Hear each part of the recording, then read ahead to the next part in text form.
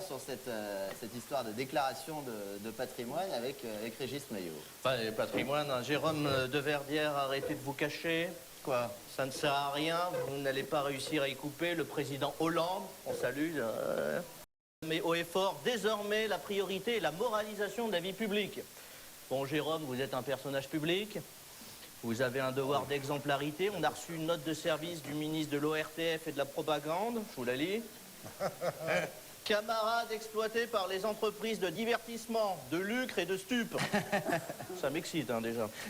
À partir de ce jour, le 15 Germinador de l'an 254 du calendrier républicain, nous exigeons de la part des saltimbanques. Ah ouais, d'accord. Et animateurs de télévision, la transparence totale. Bon, bah, c'est la loi, hein, de Verdière à poil. Ah, pas tout de suite. Non, non, le slip aussi. Pas devant Christine. Non, je m'en vais, là. Non, je plaisante. Dis donc. Je plaisante, Christine. Rhabillez-vous, hein, c'est un sketch, hein, c'est pas Paris dernière. Passons aux choses sérieuses. Vous le savez tous, hein, je suis depuis toujours un peu la caution morale de cette émission. Ah oui, t'as raison. Ouais. Une sorte de sage éclairé parmi l'ombre et le vice. Oh, Jacques? Je vous en prie. J'ai donc apporté avec moi la déclaration de patrimoine des membres de l'équipe. C'est ignoble de faire un truc C'est pas la pareil. peine. C'est dégueulasse. Hein. Enfin, ouais. condensé, hein, parce qu'il était techniquement impossible de faire entrer l'équivalent d'un séquoia d'archives format A4 sur scène. Enfin, l'équipe, les trois seuls qui sont rémunérés, hein, dans cette émission. Alors, avant de vous le livrer, les détails plus croustillants, j'ai décidé de porter ce qui, de rédac, a remplacé la carte de presse, la moustache d'Edoui Plenel. Voilà. C'est la même. C'est la même que moi. Tu l'as déjà, attends, je vais essayer. Tiens, mets-la, toi. Ah oui, La essaye. petite moustache, voilà. Oh, Edoui.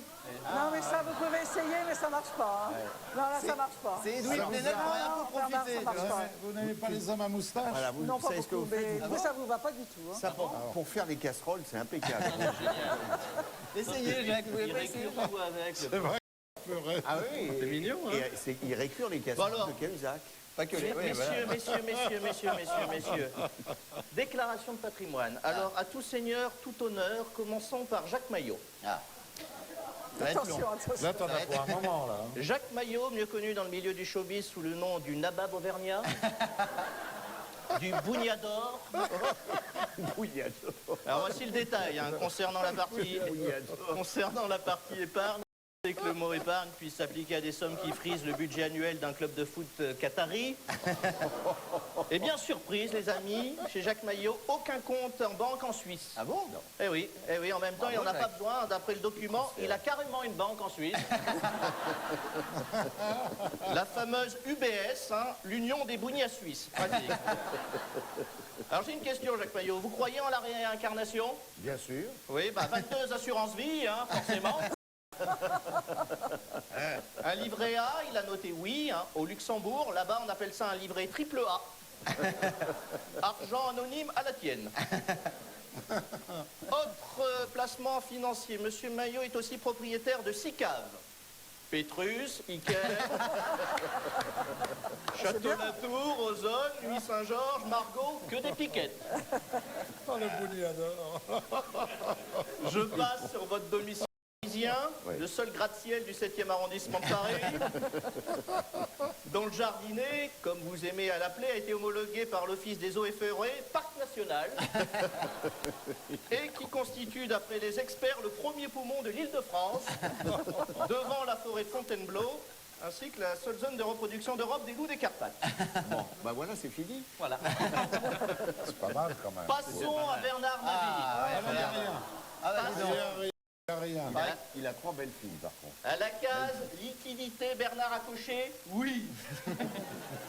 J'ai le montant des liquidités, monsieur nage dans le bonheur. D'après les informations, monsieur a acquis une maison dans le Lot. Faux. D'après le cadastre que j'ai compulsé, monsieur est le propriétaire du Lot en totalité. Touche la dîme et la gabelle sur l'ensemble des exploitations agricoles à 100 lieues à la ronde et a fait privatiser les églises pour percevoir la quête des gueux et des villes.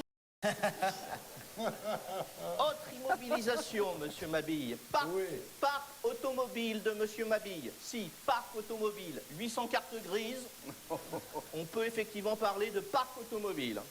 Christine. 800 cartes. Comment ça, 800? 800 cartes grises. à son nom. D'après lui, beaucoup j'ai de 800 voitures. bagnoles. Vous voyez le péage de Saint-Arnoux, un week-end C'est pas de 15 possible, août, on n'a pas et besoin ben de c'est ça. son parking. Sans Twingo. Et on conclut par l'aristo de service, Non, moi j'ai rien. Jérôme de Verdière. Non. Vous préférez qu'on débute par vos possessions françaises ou qu'on passe directement à la partie internationale? Il doit être blindé, lui. Plein de points. Alors j'espère, chers téléspectateurs, que vous êtes bons en géographie. Hein. Pour donner un aperçu de l'étendue de sa zone d'influence, j'emprunterai cette phrase qu'on prête à Charles Quint. Là, il y a de la thune. Hein. Le soleil ne se couche jamais sur l'empire de Verdière. Pauvre ami. Et il s'est il a une maison en Bretagne. Faut le savoir, à côté Magellan et Christophe Colomb, c'est deux femmes au foyer. Hein. Et enfin, un dernier point pour conclure cette opération main propre qui était nécessaire à la revue de presse. Jérôme, je sais que vous passez énormément de temps au cabinet à bouquiner les livres de nos invités. Puis qu'est-ce qu'il raconte? Mais de là à installer un Van Gogh au GOG, il y a des limites que même l'argent n'autorise pas. Je ne sais pas s'il faut l'applaudir. Régis